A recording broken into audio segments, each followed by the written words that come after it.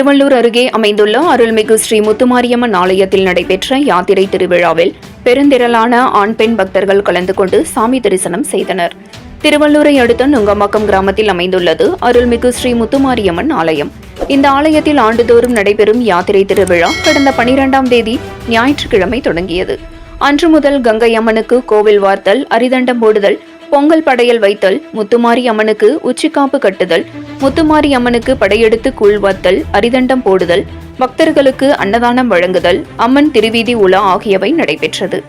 யாத்திரை திருவிழாவின் நிறைவு நாளான நேற்று இரவு அம்மன் சிறப்பு மலர் அலங்காரம் மற்றும் வண்ண மின் விளக்குகளால் அருகில் அலங்கரிக்கப்பட்டு தாய் வீட்டு சீதன படையலுடன் கிராமத்தின் முக்கிய வீதிகள் வழியாக திருவீதி உலா வந்து பக்தர்களுக்கு அருள்பாலித்தார்.